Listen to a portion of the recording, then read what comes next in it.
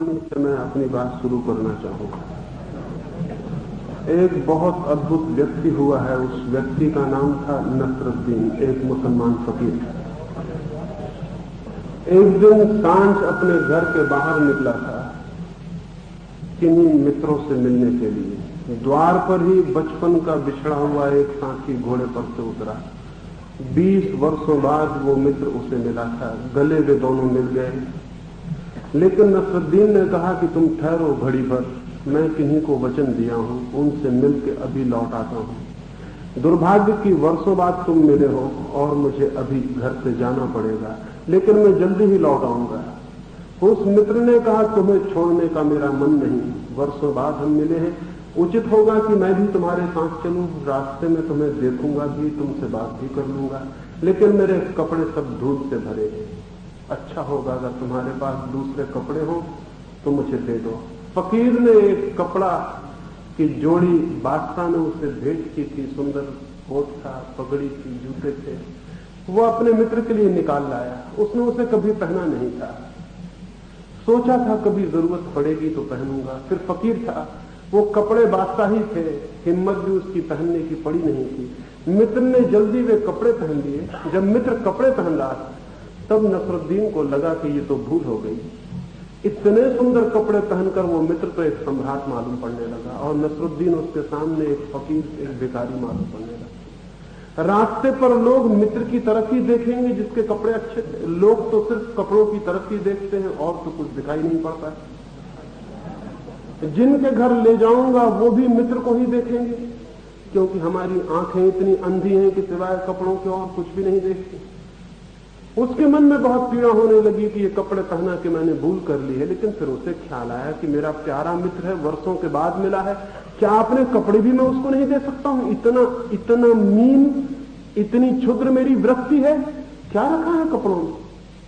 समझाता हुआ वो अपने को चला, लेकिन रास्ते पर सारी नजरें उसके मित्र के कपड़ों पर अटक गई। रास्ते पर जिसने भी देखा वही गौर से देखने लगा। वो मित्र बड़ा सुंदर मालूम पड़ रहा था। जब भी कोई उसके मित्र को देखता उसके मन में चोट लगती कि कपड़े मेरे हैं, और देखा मित्र जा रहा है। फिर अपने को समझाता कि कपड़े क्या किसी के होते हैं, मैं तो शरीर को तक अपना नहीं मानता, तो कपड़ों को अपना क्या मानना, इसमें क्या हर्जा हो गया। समझाता बुझाता अपने को उस घर पहुंचा। भीतर जाके जैसे ही अंदर गया, परिवार के लोगों की नजरें उसके मित्र के कपड़ों पर अटक गई। फिर उसे चोट लगी, ईर्ष्या मालूम हुई, मेरे ही कपड़े हैं और मैं ही अपने कपड़ों के कारण दीनहीन हो गया हूं, बड़ी भूल हो गई। फिर अपने को समझाया, फिर अपने मन को दबाया, फिर मित्र का परिचय दिया। घर के लोग पूछने लगे, कौन है ये?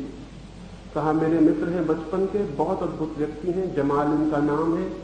रह गए कपड़े, तो कपड़े मेरे हैं। घर के लोग बहुत हैरान हुए, मित्र भी हैरान हुआ, नसरुद्दीन भी कह के हैरान हुआ। सोचा भी नहीं था कि ये शब्द मुंह से निकल जाएंगे, लेकिन जो दबाया था वो निकल जाता है। जो दबाओ वो निकलता है, जो सप्रेस करो वो प्रकट होगा। इसलिए भूल के गलत चीज मत दबाना, अन्यथा जीवन सारी गलत चीज की अभिव्यक्ति बन जाती। घबरा गया बहुत, सोचा भी नहीं था कि निकल जाएगा। मित्र भी बहुत हतप्रभ हो गया। घर के लोग भी सोचने लगे, ये क्या बात कही। बाहर निकल के मित्र ने कहा कि क्षमा करो, मैं तुम्हारे साथ दूसरे घर में नहीं जाऊंगा। ये तुमने क्या बात कही? नसरुद्दीन की आंखों में आंसू आ गए, क्षमा मांगने लगा, कहने लगा, भूल हो गई, जवान पलट गई। जवान कभी भी नहीं पलटती है, ध्यान रखना। जो भीतर दबा हो वो कभी कभी जवान से निकल जाता है, जवान पलटती कभी भी नहीं। क्षमा कर दो, अब ऐसी भूल नहीं होगी। कपड़ों में क्या रखा है, लेकिन कैसे निकल गई ये बात? मैंने कभी सोचा भी नहीं था कि कपड़े किसके हैं। सोचा यही था। आदमी वही नहीं कहता है जो भीतर सोचता रहता है, कहता कुछ और है, सोचता कुछ और। कहने लगा, मैंने तो सोचा भी नहीं, कपड़े का तो मुझे ख्याल भी नहीं आया था, ये बात कैसे निकल गई? और घर से चलने और इस घर तक आने में सिवाय कपड़े के उसे और कुछ भी ख्याल नहीं आया। आदमी बहुत बेईमान, जो उसके भीतर ख्याल आता है कभी कहता भी नहीं बाहर की ये ख्याल आते, और जो बाहर बताता है वो भीतर बिल्कुल नहीं होता। आदमी सरासर एक झूठ है। मित्र ने कहा, मैं चलता हूं तुम्हारे साथ, लेकिन अभी कपड़ों की बात। नसरुद्दीन ने कहा, कपड़े तुम्हारे ही हो गए, तुमने पहने, अब मैं इन्हें लूंगा भी नहीं। कपड़ों में क्या रखा है? कह तो वो रहा था कि कपड़ों में क्या रखा है, लेकिन दिखाई पड़ रहा था कि कपड़ों में ही सब कुछ रखा है। वे कपड़े बहुत सुंदर, वो मित्र बहुत अद्भुत मालूम पड़ रहा है।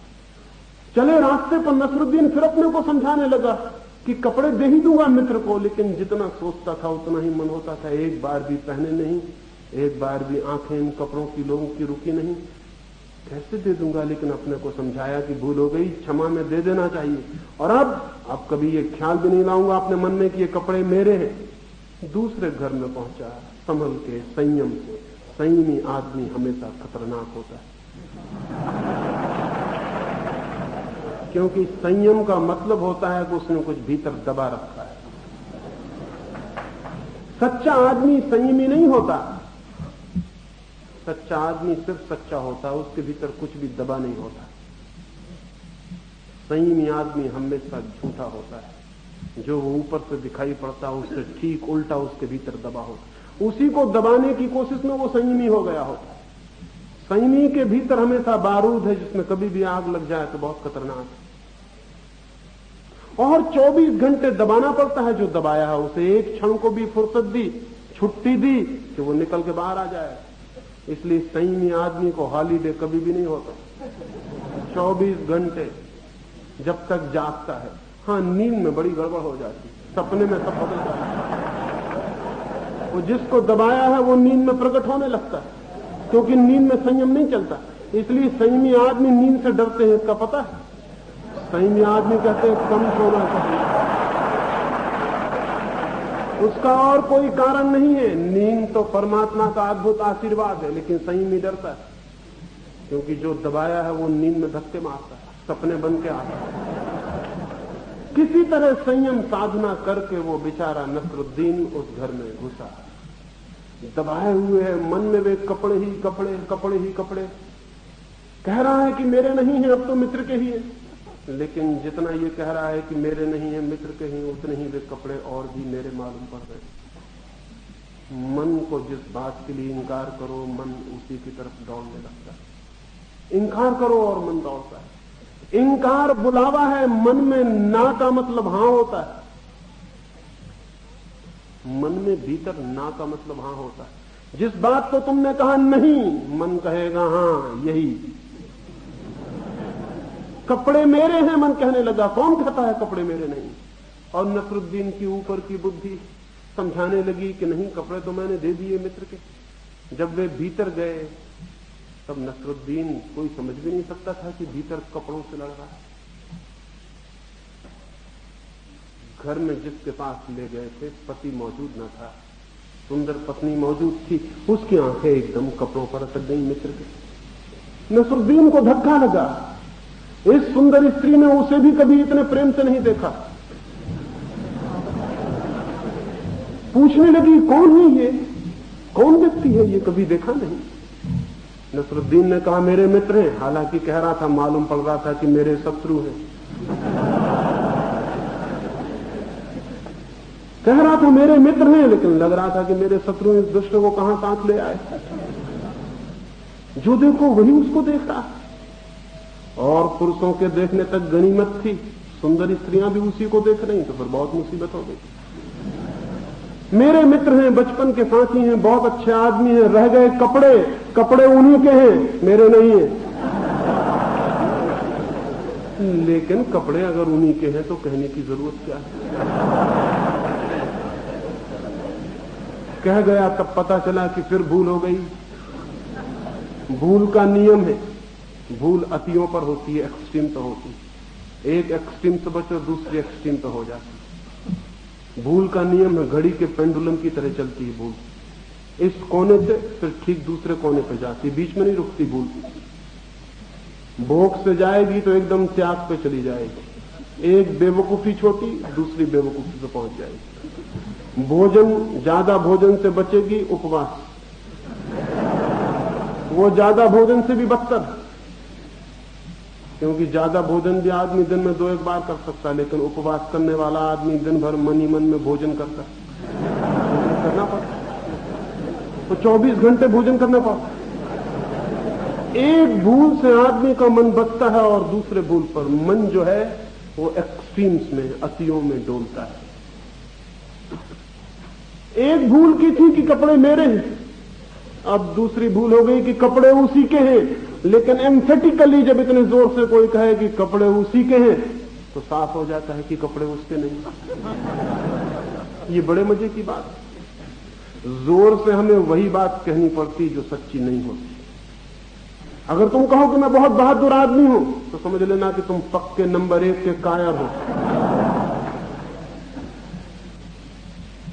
अभी हिंदुस्तान पे चीन का हमला हुआ, सारे हिंदुस्तान में कवि पैदा हो गए जैसे बरसात में मेंढक पैदा होते, और वो सब कहने लगे कि हम सोए हुए शेर हैं, हमको मत छोड़ो। कभी सोए शेर ने कविता की कि हमको मत छोड़ो? सुना है कभी ये? सोए शेर को छेड़ दो फिर वो कविता करेगा, फिर पता चल जाएगा कि छेड़ने का क्या मतलब होता है। लेकिन हमारा पूरा मुल्क कहने लगा हम सोए शेर हैं, हम ऐसा कर देंगे, हम वैसा कर देंगे, और चीन लाखों मील जमीन दबा के बैठ गया। सोए शेर सो गए, फिर से कविता वगैरह बंद कर। ये शेर वेर होने का ख्याल शेरों को पैदा नहीं होता, ये कायरों को पैदा होता है। शेर शेर होता है, चिल्ला मिल्ला के कहने की जरूरत नहीं होती। वो जितने जोर से हम कहते हैं उससे उल्टा हमारे भीतर होता है। इसलिए जोर से कुछ कहते वक्त जरा संभल के कहना। अगर किसी से कहो कि मैं तुम्हें बहुत प्रेम करता हूं तो संदिग्ध है वो प्रेम। प्रेम कहीं बहुत किया जाता है, बस किया जाता है या नहीं किया जाता है। लेकिन आदमी का मन पूरे वक्त नासमझियों के चक्कर में घूमता है। कह दिया नसरुद्दीन ने कि कपड़े कपड़े इन्हीं के हैं। वो स्त्री भी हैरान हुई, मित्र भी हैरान हुआ कि फिर वही बात।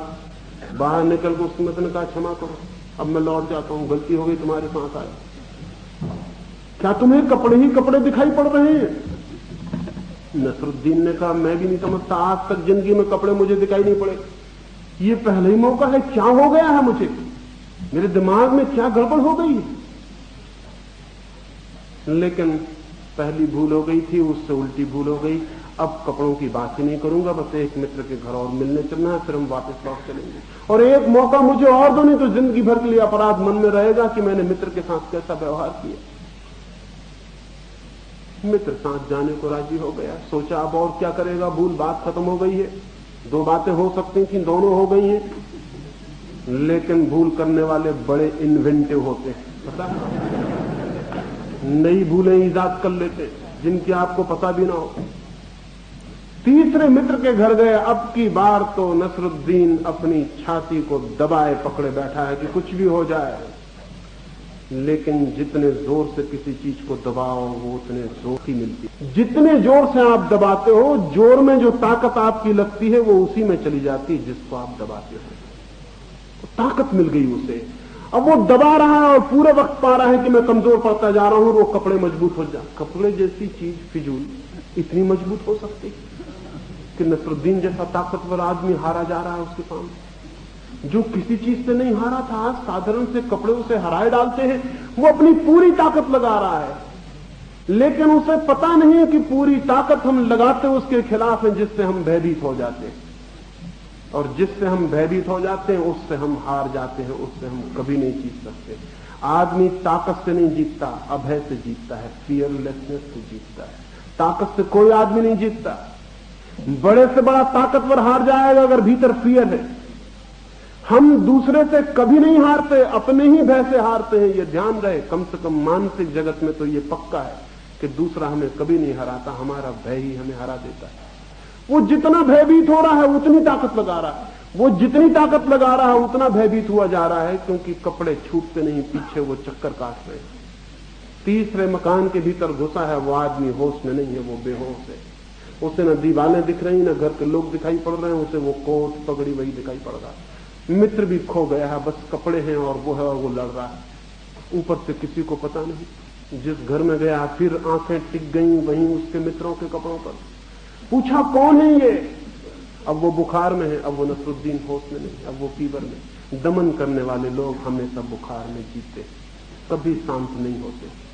सप्रेशन जो है वो मेंटल फीवर है, वो मानसिक बुखार। दबा लिया है, बुखार पकड़ा हुआ है, हाथ पैर कप रहे हैं उसके। वो अपने हाथ पैर रोकने की कोशिश कर रहा है, लेकिन जितना रोकने की कोशिश कर रहा है वो उतने कप रहे हैं।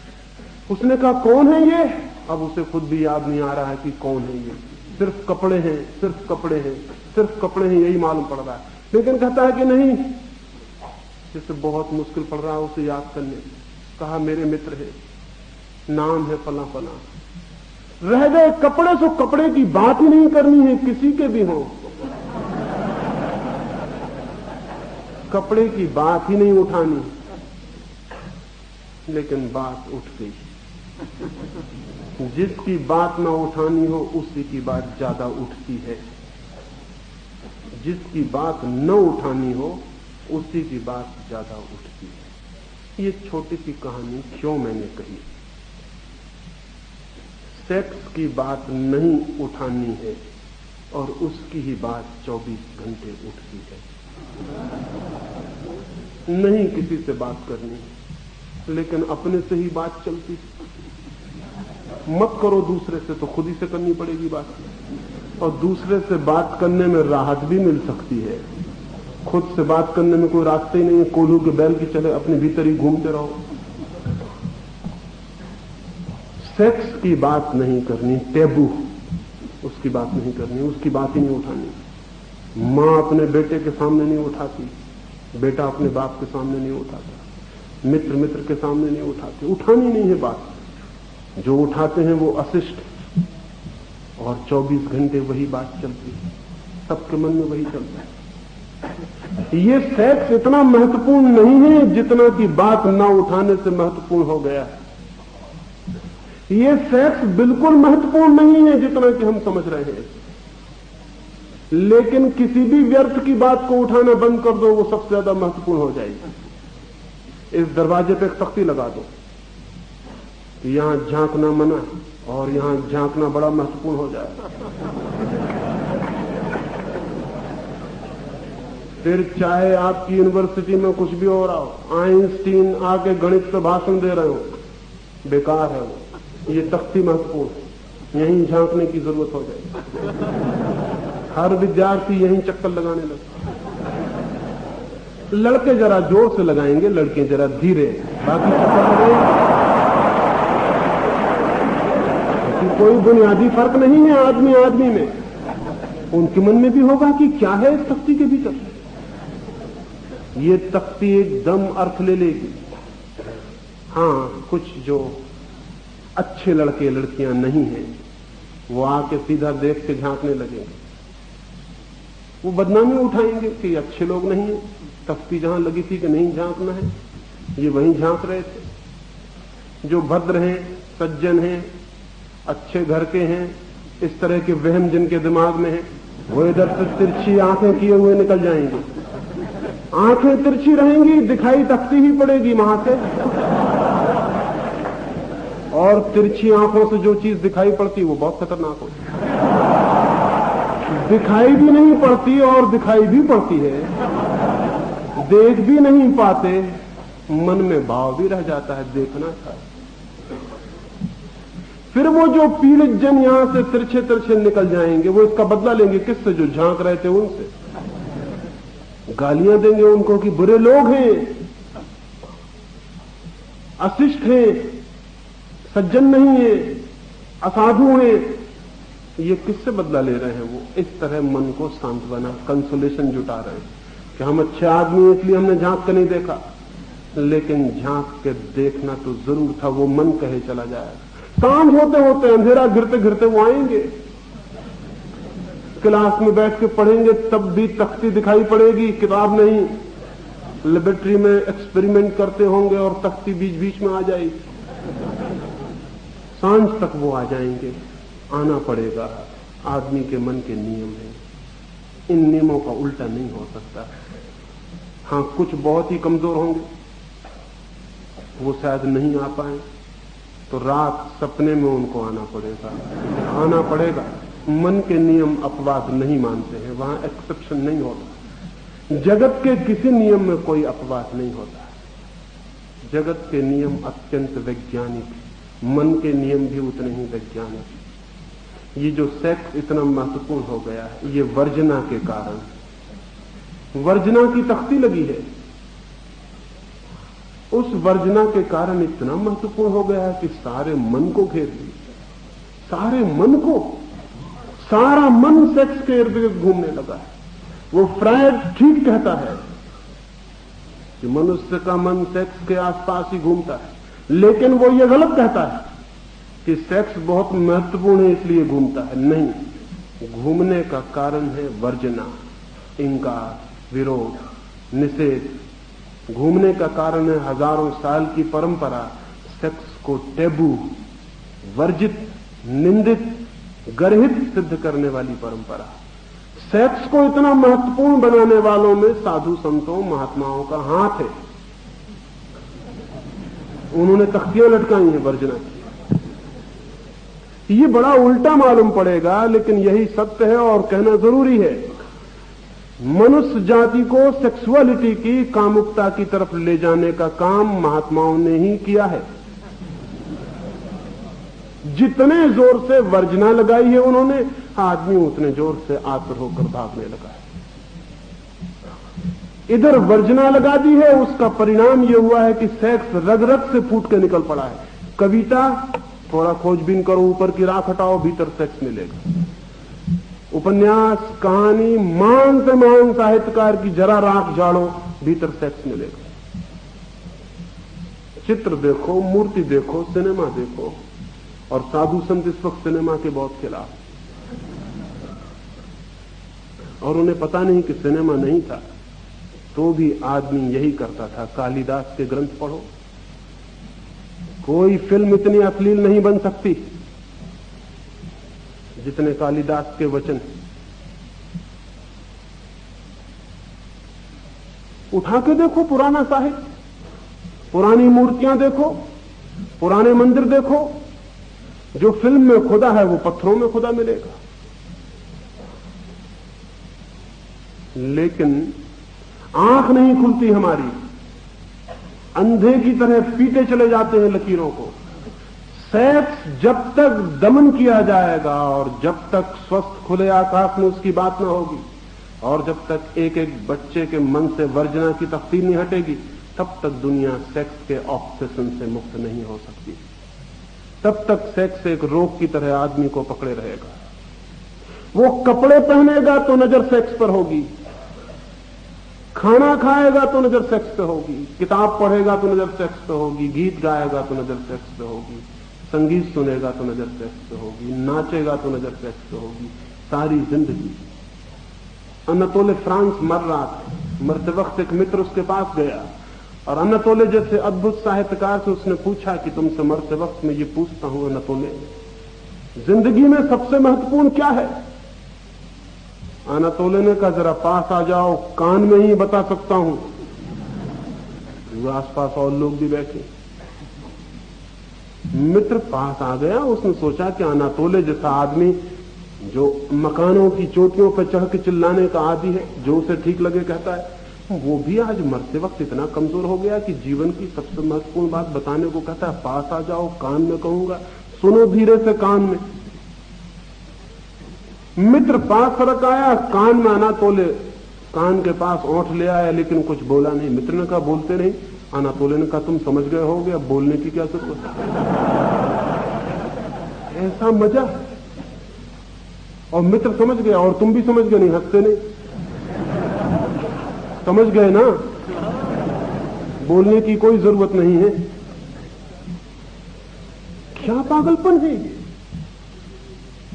ये कैसे मनुष्य को पागलपन की तरफ ले जाने का, मैड हाउस बनाने की दुनिया को कोशिश चल रही है। इसका बुनियादी कारण यह है कि सेक्स को आज तक स्वीकार नहीं किया गया, जिससे जीवन का जन्म होता है, जिससे जीवन के बीज फूटते हैं, जिससे जीवन के फूल आते हैं, जिससे जीवन की सारी सुगंध, सारा रंग, जिससे जीवन का सारा नृत्य है, जिसके आधार पर जीवन का पहिया घूमता है, उसको ही स्वीकार नहीं किया। जीवन के मौलिक आधार को अस्वीकार किया गया। जीवन में जो केंद्रीय था, परमात्मा जिसको सृष्टि का आधार बनाए हुए है, चाहे फूल हो, चाहे पक्षी हो, चाहे बीज हो, चाहे पौधे हो, चाहे मनुष्य हो, सेक्स जो है वो जीवन के जन्म का मार्ग है। उसको ही अस्वीकार कर दिया। उसकी अस्वीकृति के दो परिणाम हुए। अस्वीकार करते ही वो सबसे ज्यादा महत्वपूर्ण हो गया, अस्वीकार करते ही वो सर्वाधिक महत्वपूर्ण हो गया और मनुष्य के चित्त को उसने सब तरफ से पकड़ लिया। अस्वीकार करते ही उसे सीधा जानने का उपाय नहीं रहा, इसलिए तिरछे जानने के उपाय खोजने पड़े, जिनसे मनुष्य का चित्त विकृत बीमार होने लगा। जिस चीज को सीधे जानने के उपाय न रह जाए और मन जानना चाहता हो, फिर गलत उपाय खोजने पड़ते हैं। मनुष्य को अनैतिक बनाने में तथाकथित नैतिक लोगों की वर्जनाओं का हाथ है। जिन लोगों ने आदमी को नैतिक बनाने की चेष्टा की है दमन के द्वारा, वर्जना के द्वारा, उन लोगों ने सारी मनुष्य जाति को इमोरल, अनैतिक बनाकर छोड़ दिया है। और जितना आदमी अनैतिक होता चला जाता है उतनी उनकी वर्जना सख्त होती चली जाती है। वे कहते हैं कि फिल्मों में नंगी तस्वीर नहीं होनी चाहिए, वे कहते हैं पोस्टरों पर नंगी तस्वीर नहीं होनी चाहिए, वे कहते हैं किताब ऐसी होनी चाहिए, वे कहते हैं फिल्म में चुंबन लेते वक्त कितने इंच का फासला हो ये भी गवर्नमेंट तय करे। वे ये सब कहते हैं, बड़े अच्छे लोग हैं, वे इसलिए कहते हैं कि आदमी अनैतिक ना हो जाए। और उनकी ये सब चेष्टाएं फिल्मों को और गंदा करती चली जाती हैं, पोस्टर और अश्लील होते चले जाते हैं, किताबें और गंदी होती चली जाती हैं। हाँ, एक फर्क रहता है, किताब के भीतर कुछ रहता है, ऊपर कवर कुछ और रहता है, इसका फर्क है। और अगर ऐसा नहीं रहता तो लड़का गीता खोल लेता है, गीता के अंदर दूसरी किताब रख लेता है, उसको पढ़ता है, बाइबल का कवर चढ़ा लेता है ऊपर। कोई लड़का बाइबल पढ़ता है? अगर बाइबल पढ़ता हो तो समझना भीतर कोई दूसरी किताब। ये सब धोखा, ये डिसेप्शन पैदा होता है। विनोबा कहते हैं, तुलसी कहते हैं अश्लील पोस्टर नहीं चाहिए। गांधी जी तो ये कहते थे कि खजुराहो और कोणार्क के मंदिरों पर मिट्टी पोत कर उनकी प्रतिमाओं को ढांक देना चाहिए, आदमी इनको देख के गंदा ना हो जाए। और बड़े मजे की बात यह है कि तुम ढांकते चले जाओ इनको, हजारों साल से ढांक रहे हो, इससे आदमी गंदगी से मुक्त नहीं होता, गंदगी बढ़ती चली जाती। मैं ये पूछना चाहता हूं, तस्वीर लगी है नंगी दीवार पर, अश्लील पोस्टर लगा है, अश्लील किताब छपती है, अश्लील किताब, अश्लील सिनेमा के कारण आदमी कामुक होता है कि आदमी कामुक है इसलिए अश्लील तस्वीर बनती है और पोस्टर चिपकाए जाते हैं? कौन है बुनियादी? आदमी की मांग है अश्लील पोस्टर के लिए, इसलिए अश्लील पोस्टर लगता है और देखा जाता है। साधु सन्यासी भी देखते हैं उसको, लेकिन एक फर्क रहता है। आप उसको देखते हैं, आप अगर पकड़ लिए जाएंगे तो आप समझ जाएंगे आदमी गंदा है। अगर कोई साधु सन्यासी मिल जाए और आप उससे कहें आप क्यों देख रहे, वो कहेगा कि हम निरीक्षण कर रहे हैं, स्टडी कर रहे हैं कि लोग किस तरह अनैतिकता से कैसे बचाए जाएं, इसलिए अध्ययन कर रहे हैं। इतना फर्क पड़ेगा, बाकी कोई फर्क नहीं पड़ेगा। बल्कि आप बिना देखे भी निकल जाएं, साधु सन्यासी बिना देखे कभी नहीं निकल सकता। उसकी वर्जना और भी ज्यादा है, उसका चित्त और भी वर्जित है। एक सन्यासी मेरे पास आए, वो 9 वर्ष के थे तब दुष्टों ने उनको दीक्षा दे दी। 9 वर्ष के आदमी को दीक्षा देना कोई भले आदमियों का काम हो? 9 वर्ष के बच्चे को, बाप मर गए थे उनके, तो साधु सन्यासियों को मौका मिल गया, उनको दीक्षा दे दी। अनाथ बच्चे, उनके साथ कोई भी दुर्व्यवहार किया जा सकता है, उनको दीक्षा दे दी। वो आदमी 9 वर्ष की उम्र से बेचारा सन्यासी, अब उनकी उम्र कोई 50 साल। वो मेरे पास रुके थे, मेरी बातें सुनकर उनकी हिम्मत बढ़ी कि मुझसे सच्ची बातें कही जा सकती। इस मुल्क में सच्ची बातें किसी से नहीं कही जा सकती, सच्ची बातें कहनी मत, नहीं तो फंस जाओगे। उन्होंने एक रात मुझसे कहा कि मैं बहुत परेशान हूं, सिनेमा और टाकीज के पास से निकलता हूं तो मुझे लगता है अंदर पता नहीं क्या होता होगा, इतने लोग अंदर जाते, इतना क्यों लगाए खड़े रहते, जरूर कुछ ना कुछ बात होगी। हालांकि मंदिर में जब मैं बोलता हूं तो मैं कहता हूं कि सिनेमा जाने वाले नरक जाएंगे, लेकिन जिनको मैं कहता हूं नरक जाएंगे, वो नरक की धमकी से भी नहीं डरते और सिनेमा जाते हैं, तो जरूर कुछ बात होगी। 9 साल का बच्चा था तब वो साधु हो गया। 9 साल के पास उसकी बुद्धि अटकी रह गई, उससे आगे विकसित नहीं हुई, क्योंकि जीवन के अनुभव से तोड़ दिया गया। 9 साल के बच्चे के मन में जैसे भाव उठे कि सिनेमा के भीतर क्या हो रहा है, ऐसे ही उसके मन में उठता है। लेकिन किससे कहे? तो मैंने उनसे कहा सिनेमा दिखला दें आपको। बोले कि अगर दिखला दें तो बड़ी कृपा हुई, झंझट छूट जाए। क्या है वहां? एक मित्र को मैंने बुलाया कि इनको ले जाओ। वो मित्र बोले कि मैं झंझट में नहीं पड़ता, कोई देख ले कि मैं साधु को लाया तो मैं भी झंझट में पड़ जाऊं। अंग्रेजी फिल्म दिखाने ले जा सकता हूं इनको, क्योंकि वो मिलिट्री एरिया में, और उधर ये साधु वाधु मानने वाले इनके भक्त भी वहां नहीं होंगे, वहां मैं इनको ले जा सकता हूं। पर वो साधु अंग्रेजी नहीं जानते। कहने लगे कोई हर्जा नहीं, लेकिन देख तो लेंगे कि क्या मामला अंग्रेजी में। ये चित्त है, और ये चित्त वहां गाली देगा मंदिर में बैठ के कि नरक जाओगे अगर अश्लील पोस्टर देखोगे, फिल्म देखोगे। ये बदला ले रहा है। वो तिरछा देख के निकल गया आदमी, वो बदला ले रहा है जिन्होंने सीधा देखा उनको। लेकिन सीधे देखने वाले मुक्त भी हो सकते हैं, तिरछे देखने वाले मुक्त नहीं हो सकते। अश्लील पोस्टर इसलिए लग रहे हैं, अश्लील किताबें इसलिए पढ़ी जा रही हैं, लड़के अश्लील गालियां इसलिए बक रहे हैं, अश्लील कपड़े इसलिए पहने जा रहे हैं कि तुमने जो मौलिक था उसको अस्वीकार किया है। उसकी अस्वीकृति के परिणाम स्वरूप ये सब गलत रास्ते खोजे जा रहे हैं। जिस दिन दुनिया में सेक्स स्वीकृत होगा, जैसे कि भोजन स्वीकृत है, स्नान स्वीकृत है, उस दिन दुनिया में अश्लील पोस्टर नहीं लगेंगे, अश्लील कविताएं नहीं होंगी, अश्लील मंदिर नहीं बनेंगे, क्योंकि जैसे वो स्वीकृत हो जाएगा अश्लील पोस्टरों को बनाने की कोई जरूरत नहीं रह जाएगी। अगर किसी समाज में भोजन वर्जित कर दिया जाए कि भोजन छिप के खाना, कोई देख ना ले, अगर किसी समाज में ये हो कि भोजन करना पाप है, तो भोजन के पोस्टर सड़कों पर लगने लगेंगे फौरन, क्योंकि आदमी सब पोस्टरों से भी तृप्ति पाने की कोशिश करेगा। पोस्टरों से तृप्ति तभी पाई जाती है जब जिंदगी तृप्त देनी बंद कर देती है और जिंदगी के द्वार बंद होते हैं। ये जो जितनी अश्लीलता और कामुकता और जितनी सेक्सुअलिटी है, ये सारी की सारी वर्जना का अंतिम परिणाम है। और ये मैं आने वाले युवकों से कहना चाहता हूं कि तुम जिस दुनिया को बनाने में संलग्न होगे, उसमें सेक्स को वर्जित मत करना, अन्यथा आदमी और भी कामुक से कामुक होता चला जाएगा। ये बात मेरी बड़ी उल्टी लगेगी।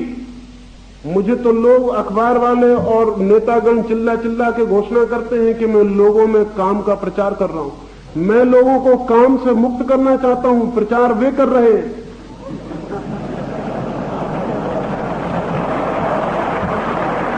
लेकिन उनका प्रचार दिखाई नहीं पड़ता, उनका प्रचार दिखाई नहीं पड़ता, क्योंकि हजारों साल की परंपरा से उनकी बातें सुन सुन के हम अंधे और बहरे हो गए। हमें ख्याल भी नहीं रहा कि वो क्या कह रहे हैं। मन के सूत्रों का, मन के विज्ञान का कोई बोध भी नहीं रहा कि वो क्या कर रहे हैं और क्या करवा रहे हैं। इसीलिए आज पृथ्वी पर जितना कामुक आदमी भारत में है, उतना कामुक आदमी पृथ्वी के किसी कोने में नहीं।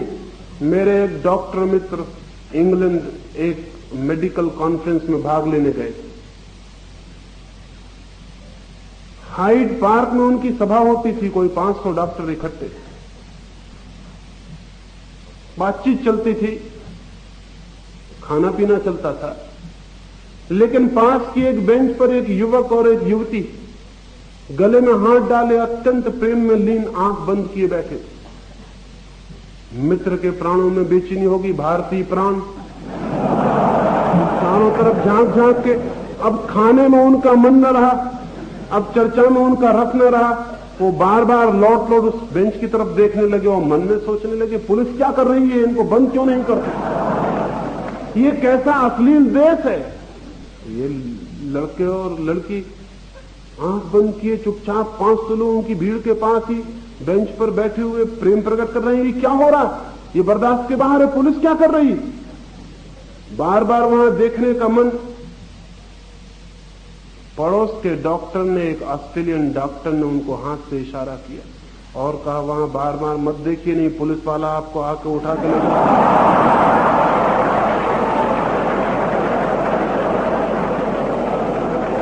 ये अनैतिकता का सबूत है। ये उन दो व्यक्तियों की अपनी जिंदगी की बात, और वे दोनों व्यक्ति इसलिए 500 लोगों की भीड़ के पास भी शांति से बैठे हैं क्योंकि वे जानते हैं कि यहां सज्जन लोग इकट्ठे हैं, कोई देखेगा नहीं, किसी को क्या प्रयोजन। आपका ये देखना बहुत गर्हित, बहुत अशोभन, अशिष्ट, जेंटलमैनली नहीं, अच्छे आदमी का सबूत नहीं। आप वहां बार बार आप 500 लोगों को नहीं देख रहे, कोई फिक्र नहीं कर रहा, क्या प्रयोजन है किसी को। ये उनकी अपनी बात है। और दो व्यक्ति इस उम्र में प्रेम करें तो पाप क्या है? और प्रेम में वे आंख बंद करके पास बैठे हो तो हर्ज क्या है? आप क्यों परेशान हो रहे हैं? न तो वे आपके गले में हाथ डाले हुए,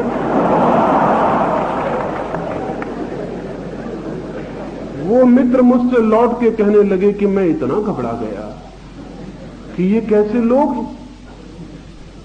लेकिन धीरे धीरे उनकी समझ में ये बात पड़ी कि गलत वे ही थे। हमारा पूरा मुल्क एक दूसरे के दरवाजे में की होल रहता ना, उसमें से झांक रहा है कहां क्या हो रहा है, कौन क्या कर रहा है, कौन कहां जा रहा है, कौन किसके साथ है, कौन किसके गले में हाथ डाले, कौन किसका हाथ में लिए। क्या बदतमीजी है, कैसी संस्कारहीनता है, ये सब क्या है, ये क्यों हो रहा है? ये हो रहा है भीतर वो जिसको दबाया है वो सब तरफ दिखाई पड़ रहा है, वही दिखाई पड़ रहा है। विद्यार्थियों से मैं कहना चाहता हूं, तुम्हारे मां बाप, तुम्हारे पुरखे, तुम्हारी हजारों साल की पीढ़ियां सेक्स से भयभीत रही हैं, तुम भयभीत मत रहना। तुम समझने की कोशिश करना उसे, तुम पहचानने की कोशिश करना, तुम बात करना, तुम सेक्स के संबंध में जो आधुनिकतम नई से नई खोज हुई है उसको पढ़ना, चर्चा करना और समझने की कोशिश करना। क्या है सेक्स, क्या है सेक्स का मैकेनिज्म, उसका यंत्र क्या है उसकी आकांक्षा, क्या है प्यास, क्या है प्राणों के भीतर छिपा हुआ राज, इसको समझना, इसके सारे की सारी वैज्ञानिकता को पहचानना, इससे भागना मत, एस्केप मत करना, आंख बंद मत करना, और तुम हैरान हो जाओगे। तुम जितना समझोगे तुम उतने ही मुक्त हो जाओगे, तुम जितना समझोगे तुम उतने ही स्वस्थ हो जाओगे। तुम जितना सेक्स के फैक्ट को समझ लोगे उतना ही सेक्स के फिक्शन से तुम्हारा छुटकारा हो जाएगा। तथ्य को समझते ही आदमी कहानियों से मुक्त हो जाता है, और जो तथ्य से बचता है वो कहानियों में भटक जाता है। कितनी सेक्स की कहानियां चलती हैं, कोई मजाक ही नहीं है, और बस एक ही मजाक है हमारे पास कि हम सेक्स की तरफ इशारा करें और हंसें। जो आदमी सेक्स की तरफ इशारा करके हंसता है वो आदमी बहुत ही क्षुद्र है। सेक्स की तरफ इशारा करके हंसने का क्या मतलब? उसका मतलब है आप समझते नहीं। बच्चे तो बहुत तकलीफ में हैं, कौन उन्हें समझाए, किससे वे बातें करें, कौन सारे तथ्यों को सामने रखे। उनके प्राणों में जिज्ञासा है, खोज है, लेकिन उसको दबाए चले जाते हैं, रोके चले जाते हैं। उसके दुष्परिणाम होते हैं। जितना रोकते हैं उतना मन वहां दौड़ने लगता है, और इस रोकने और दौड़ने में सारी शक्ति और ऊर्जा नष्ट हो जाती है। ये मैं आपसे कहना चाहता हूं, जिस देश में भी सेक्स की स्वस्थ रूप से स्वीकृति नहीं होती उस देश की प्रतिभा का जन्म ही नहीं होता है। पश्चिम में 300 वर्षों में जो जीनियस पैदा हुआ है, जो प्रतिभा पैदा हुई है, वो सेक्स के तथ्य की स्वीकृति से पैदा हुई है। जैसे ही सेक्स स्वीकृत हो जाता है तो जो शक्ति हमारी लड़ने में नष्ट होती है वो शक्ति मुक्त हो जाती है, वो रिलीज हो जाती है। उस शक्ति को हम रूपांतरित करते हैं पढ़ने में, खोज में, आविष्कार में, कला में, संगीत में, साहित्य में। और अगर वो शक्ति इसी में उलझी रह जाए, अब सोच लो कि वो आदमी जो कपड़ों में उलझ गया था नसरुद्दीन, वो कोई विज्ञान के प्रयोग कर सकता था बेचारा, कि वो कोई साहित्य का सृजन कर सकता था, कि कोई मूर्ति का निर्माण कर सकता था।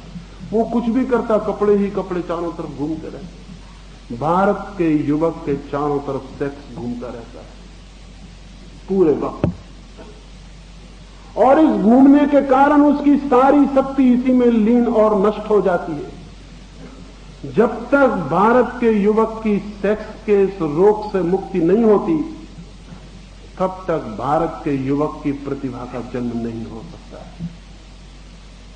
जिस दिन इस देश में सेक्स की सहज स्वीकृति हो जाएगी, हम उसे जीवन के एक तथ्य की तरह अंगीकार कर लेंगे, प्रेम से, आनंद से, निंदा से नहीं, घृणा से नहीं।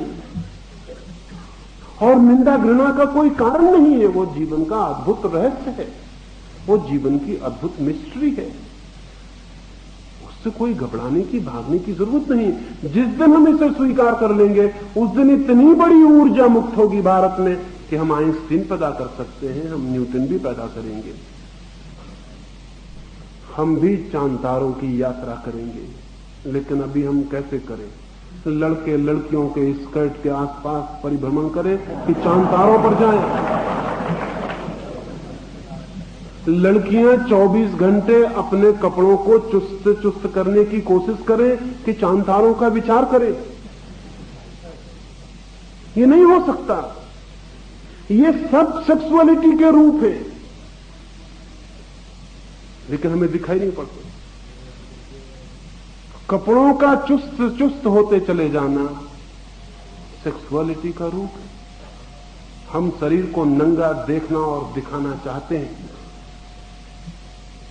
इसलिए कपड़े चुस्त चुस्त होते चले जाते हैं। सौंदर्य की बात नहीं है ये, क्योंकि कई बार चुस्त कपड़े शरीर को बहुत बेहुदा और भोंडा बना देते हैं। हाँ, किसी शरीर पर चुस्त कपड़े सुंदर भी हो सकते हैं, किसी शरीर पर ढीले कपड़े सुंदर हो सकते हैं, और ढीले कपड़ों की शान ही और है, ढीले कपड़ों की गरिमा और है, ढीले कपड़ों की पवित्रता और है। लेकिन वो हमारे ख्याल में नहीं आएगा। हम समझेंगे ये फैशन है, हम समझेंगे कि ये कला है, अभिरुचि है, टेस्ट वेस्ट नहीं है, अभिरुचि भी नहीं है। वो जो हम जिसको छिपा रहे हैं भीतर, वो दूसरे रास्तों से प्रकट होने की कोशिश कर रहा है। लड़के लड़कियों का चक्कर काट रहे हैं, लड़कियां लड़कियों का चक्कर काट रही हैं, तो चांद तारों का चक्कर कौन काटेगा, कौन जाएगा वहां? और प्रोफेसर वो बेचारे दोनों एक दूसरे का चक्कर न काटे, सो बीच में पहरेदार बने हुए, वो कुछ और उनके पास काम नहीं है। जीवन के और किन्हीं सत्यों की खोज में उन्हें बच्चों को नहीं लगाना है, बस ये सेक्स से बच जाएं, इतना ही काम कर दें तो कृतार्थता हो जाती है, परिणाम पूरा हो जाता है। ये सब कैसा रोग, एक कैसा डिसीव्ड माइंड है हमारा। नहीं, ये हम सेक्स के तथ्य की सीधी स्वीकृति के बिना इस रोग से मुक्त नहीं हो सकते। ये महारोग है। इस पूरी चर्चा में मैंने ये कहने की कोशिश की है, मनुष्य को क्षुद्रताओं से ऊपर उठना है, जीवन के साधारण तथ्यों से जीवन के बहुत ऊंचे तथ्यों की खोज करनी है। सेक्स ही सब कुछ नहीं है, परमात्मा भी है इस दुनिया में, लेकिन उसकी खोज कौन करेगा? सेक्स ही सब कुछ नहीं है, इस दुनिया में सत्य भी है, उसकी कौन खोज करेगा? यहीं जमीन से अटके हम रह जाएंगे तो आकाश की खोज कौन करेगा? पृथ्वी के कंकड़ पत्थरों को हम खोजते रहेंगे तो चांद तारों की तरफ आंखें कौन उठाएगा?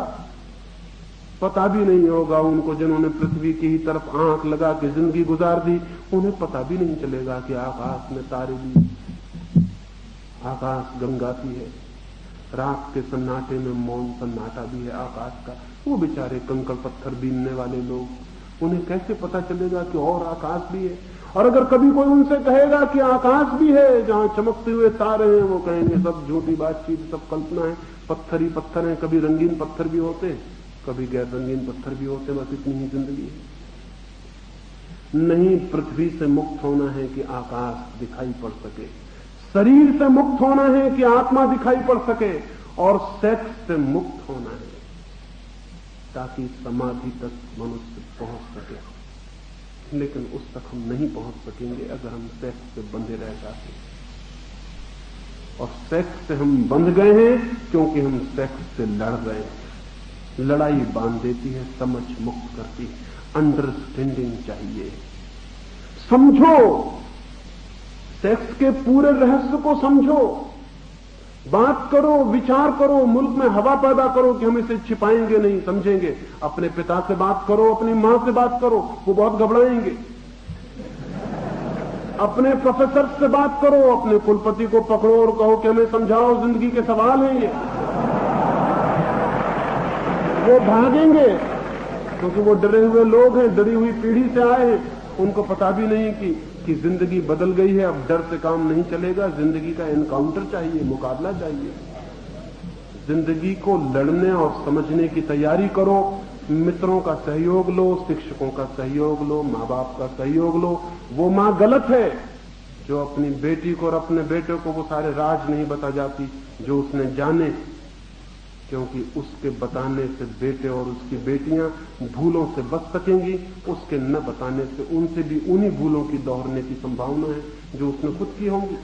वो बाप गलत है जो अपने बेटे को अपनी प्रेम की और अपनी सेक्स की जिंदगी की सारी बातें नहीं बता देता, क्योंकि बता देने से बेटा उन भूलों से बच जाएगा जो उसने की हैं।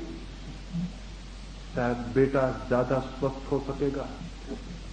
लेकिन बाप इस तरह जिएगा कि बेटा को पता चले कि इसने कभी प्रेम ही नहीं किया।